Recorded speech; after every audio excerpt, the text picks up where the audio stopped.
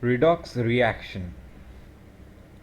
Now the oxidation reduction reaction, which is also known as redox reaction, and it is also known as oxido reduction reaction, involves transfer of electrons from the electron donor to the electron acceptor. Okay, the transfer of electron is there from electron donor to the electron acceptor in oxidation reduction reactions. So this is the oxidation reduction reaction. Okay, Fe3 plus Cu plus giving Fe2 plus Cu2 plus. As you can see that the copper is giving its electron to iron, and that is the reason why Fe3 plus becomes Fe2 plus and Cu plus becomes Cu2 plus. So this is the example of redox reaction. Now during oxidation reduction reaction, the electron donating molecule is known as reducing agent or reductant. Okay, a reducing agent is electron donating molecule, and electron accepting molecule is oxidizing agent or oxidant. So reducing agent donates electron to the oxidizing agent. That is your oxidation reduction reaction. Now in this reaction, this Cu plus is a reductant and it is oxidized to Cu2 plus. Okay, so the reducing agent itself gets oxidized, and here Fe3 plus is an oxidant, that is oxidizing agent, and it gets reduced to Fe2 plus, that is oxidizing agent gets reduced itself to oxidize other. Okay, so Cu plus is oxidized to Cu2 plus and Fe3 plus is reduced to Fe2 plus, and Cu plus is your reductant, that is reducing agent, and Fe3 plus is your oxidant, that is oxidizing agent. Now this oxidation and reduction reaction must occur together, but it is very convenient while describing electron transfer to consider the two halves of the oxidation reduction reaction separately. So the redox reaction, that's why, is divided into two half reactions or two redox couples. Okay, this is how the above reaction is divided. Fe3 plus electron giving you Fe2 plus, that is your reduction reaction, and Cu plus giving Cu2 plus electron, that is oxidation reaction. Now in cells, the electrons are transferred from reducing agent to the oxidizing agent in four different ways. Okay, these four different ways are transfer of direct electrons, or there is transfer of hydrogen atoms, or there is transfer of hydride ions, or there is direct combination with oxygen. Okay, these are the four ways by which the electrons are transferred from reducing agent to oxidizing agent in cells. Now let's see free energy changes in a redox reaction.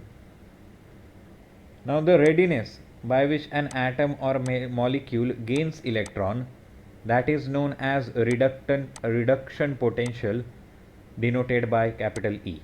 Okay, reduction potential is the readiness by which an atom or molecule gains the electron. Now this reduction potentials are measured in volts.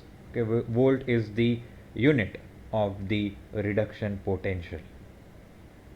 Now the value of reduction potential for a molecule or atom in standard conditions is known as standard reduction potential, and this standard reduction potential is denoted by E naught. Okay, E naught is the value of reduction potential of an atom or molecule under standard conditions. Now in a redox reaction, electrons move spontaneously from atoms or molecules that have negative or less positive reduction potential to the atoms or molecules which have more positive reduction potential. By using the concept of free energy change, we can measure the useful work to show that the free energy change in the oxidation reduction reaction is related to the voltage developed by the electrochemical cell in which the reaction is occurring. Okay, there is an electrochemical cell in which the reaction is occurring, and due to that reaction there is a voltage developed. Now that voltage determines the free energy change of that oxidation reduction reaction that is occurring in your electrochemical cell, and this we can show by using the concept of free energy change. Now the free energy change for a redox reaction is given by this equation, that is delta G is equal to minus NEF. N is the number of electron which is transferred from the each molecule of the substance which is oxidized to the each molecule of the substance which is reduced. Okay, N is the number of electrons which is transferred in the reaction.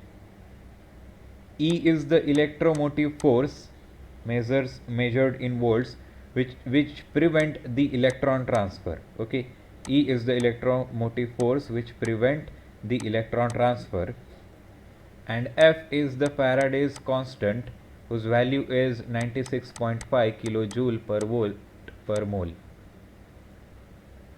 Okay, so delta G is equal to minus NEF.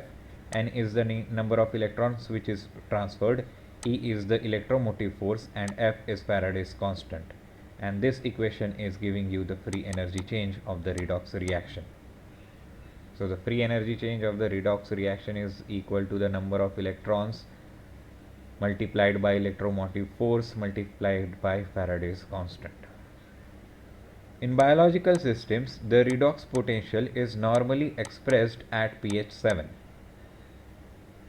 Now the relative positions of the redox system gives a prediction about the direction of electron flow from one redox couple to another redox couple.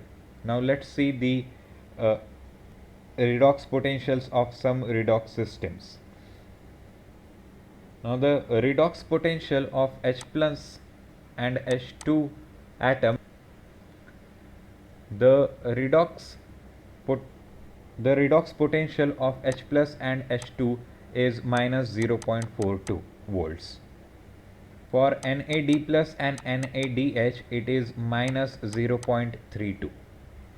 For pyruvate and lactate it is minus 0.19, and for oxaloacetate and malate it is minus 0.17. For fumarate and succinate it is plus 0.03.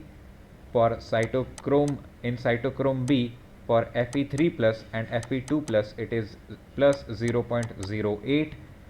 Then in oxidized ubiquinone and reduced ubiquinone it is plus 0.10.